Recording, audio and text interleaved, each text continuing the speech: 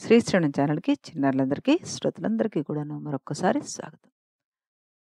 ముని పొంగవుడైన విశ్వామిత్రుడు రామలక్ష్మణులిద్దరిని తన వెంట ఏ విధంగా తీసుకువెళ్ళాడు, వాళ్ళు తాటకిని ఏ విధంగా హతమార్చారు, సుబాహు, మారీచుల్ని ఏ విధంగా తమ శరఘాతాలకి గురి చేశారు అన్నది కూడా మనం తెలుసుకున్నాం. అలాగే అహల్య శాప విమోచనం కూడా కావించాడు శ్రీరామచంద్రుడు అన్నది కూడా తెలుసుకున్నాం. ఈరోజు జనక మహారాజు యొక్క కూతురైన సీతాదేవి స్వయంవరానికి వీళ్ళు బయలుదేరారు. ఆ ఘట్టాన్ని మనం తెలుసుకోబోతున్నాం అనమాట. అర్థకామాలతో కూడి రూపు దాల్చి వచ్చిన ధర్మమా అన్నట్లుగా రామలక్ష్మణ సమేతుడైన మునీంద్రుడు మిథిలా నగరానికి వచ్చాడన్న వార్త జనక భూపతికి తెలిసింది. ఆయన ఎదురు వెళ్లి ఉచిత మర్యాదలతోటి సపర్యలు చేశాడు. ఆ రాకుమారులు దివి నుండి భువికి దిగి వచ్చిన పునర్వసు నక్షత్రాది దేవతలలాగా వెరజిల్లారు. కనుల కరువుదేరా వారిని చూస్తూ ఉన్న విదేహ నగర జనులు మధ్యలో రెప్పపాటు కూడా వేయడం సహించలేకపోతున్నట్ట. క్రతువు సమాప్తం కాగానే సమయజ్ఞుడైన విశ్వామిత్రుడు శివధనస్సును చూడాలని రాముడు సంబరపడుతున్నాడని జనకునికి తెలియపరిచాడు. జనకుడు సుప్రసిద్ధ వంశజుడైన ఆ బాలుని కోమల శరీరాన్ని చూశాడు. ఎవరికీ వంచవీలుగాని తన ధనువు గురించి చింతించాడు. ధనుర్భంగమనే కన్యాశుల్కము బాలరామునికి దుష్కరం కదా అని దుఃఖించట. అందుకు విశ్వామిత్రుడితోటి ఇలా అన్నాడు ఆయన. ఏమని? భగవన్, మహామదగజాలకే దుష్కరమైనది ఈ కార్యం. ఇందులో ఏనుగున్న చేసే వ్యర్థ ప్రయత్నాన్ని నేను అంగీకరింపలేను. ధనుర్ధారులైన ఎందరో నరేశ్వరులు ఈ వింటి వల్ల సిగ్గుపడి అల్లెత్రాటి తాకిడికి కాయలు గాచిన తమ భుజాల్ని చీయని నిందించుకుంటూ వెనుదిరిగి వెళ్ళిపోయారు అన్నాడు. అప్పుడు జనకుడితోటి విశ్వామిత్రుడు, నరేంద్ర, మాటలెందుకు? రాముడి బలం ఎంతటో చూసి నువ్వే గ్రహిస్తావు గదా. పర్వతం పైన వజ్రాయుధంలాగా నీ చాపం మీదనే రాముడు తన శక్తిని వ్యక్తం చేస్తాడు అని చూడు అంటూ చెప్పాట. ఇంద్రగోపమంతటి నిప్పురవ్వలో దాహశక్తిని విశ్వసించినట్లుగా ఆప్తుడైన మునీంద్రుని మాటను బట్టి జనకుడు బాలరాముడి పరాక్రమాన్ని విశ్వసించాడు. సాహసనేత్రుడు ఇంద్రధనస్సును ఆవిర్భవింపజేయడానికి మేఘాలను పురికొల్పినట్లుగా మిథిలాధిపతి శివధనస్సును తేవడానికి పార్శ్వచరులని ఆదేశించాడు.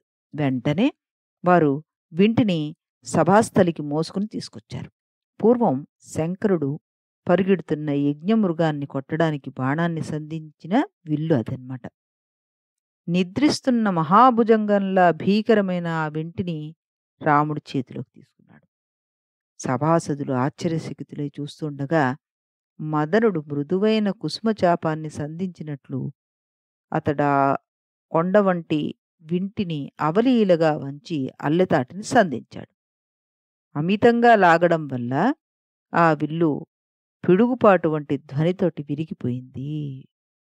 ఆ ధ్వని మళ్ళీ క్షత్రియ కులం విజృంభిస్తుందన్న క్షత్రియులపై గాఢకోపం గల పరశురాముడికి వినబడిందిట. శివధనుర్భంగంతో తన బలం ప్రదర్శించి శుల్కం చెల్లించిన రాముణ్ణి జనక మహారాజు అభినందించాడు.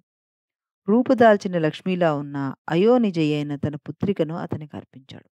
పావకుని సమక్షంలో లాగా తేజస్వి తపోనిధి అయిన విశ్వామిత్రుని సమక్షంలో సత్యప్రతిజ్ఞుడైన జనకుడు రామునికి సీతను ప్రదానం చేశాడు. తమ కుమార్తెను కోడలుగా పరిగ్రహించి నిమి వంశాన్ని మృత్యుభావంతోటి అనుగ్రహించమంటూ మిథిలేశ్వరుడు కోసలేశ్వరుని చెంతకి పురోహితుని ద్వారా సందేశాన్ని పంపాడు.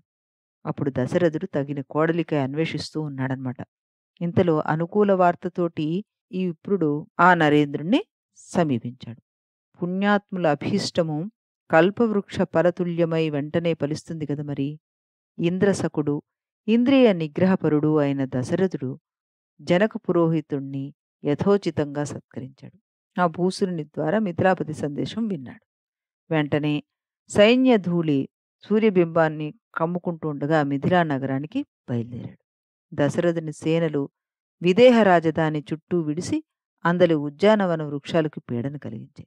రాముడు సీతను, లక్ష్మణుడు ఆమె సోదరి అయిన ఊర్మిళను, భరత శత్రుఘ్నులు కుశధ్వజుని పుత్రికలైన మాండవీయ శృతకీర్తులని పరిణయమాడారు. నవవధులను పరిగ్రహించిన ఆ నలుగురు కుమారులు ఫలసిద్ధితోటి కూడిన దశరథుని సామదాన వేద దండాలనే చతురుపాయాలుగా భాసిల్లుతూ వచ్చారు అంటూ చతురుపాయాల్లాగా భాసిల్లుతూ వచ్చారు అంటూ కవి వర్ణించారు. తర్వాత వధువరులందరూ తమ తమ కులశీల వయోరూపాదుల అలా సఫలం కావడంతో పరస్పరం కృతార్థులయ్యారు. ఈ విధంగా దశరథుడు నలుగురు సుతులకు అక్కడ వివాహ క్రియ నిర్వర్తించి ఆ పైన సంతోషంతోటి తన నగరానికి బయలుదేరాడు. జనకుడు 3 మజిలీల వరకు వారితో నడిచి పిదప వెనుకకి మరలాడు. తర్వాతేమైంది? గట్లు తెంచుకొని పొంగి ప్రవహిస్తున్న చెట్లను కూలుస్తూ, పొలాలను ముంచివేసే నదీ ప్రవాహంలాగా దారిలో ఒకచోట ధ్వజాలను పడగొడుతూ మహావేగంతో వీచిన ఈదురుగాల్పులు దశరథుని సేనను చికాకుపరిచాయి. పిమ్మట సూర్యుని చుట్టూ భీకరమైన పరివేష మండలం ఒకటి పడగట్టింది. మండల మధ్యగతుడైన భానుడు గరుడు పరిమార్చిన పాము పడగ నుండి జారిన ఆ సర్పశరీరంచే చుట్టబడ్డ మణిలాగా కనిపించాడట.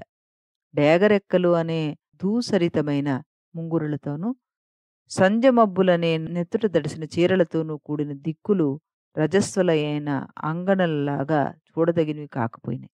సూర్యుడున్న దిక్కుకు చేరిన నక్కల కూతలు రాజుల రక్తంతో పితృతర్పణం కావించిన పరశురాముణ్ణి పురుగొల్పుతున్నాయా అన్నట్లుగా భయంకరంగా వినిపించాయట.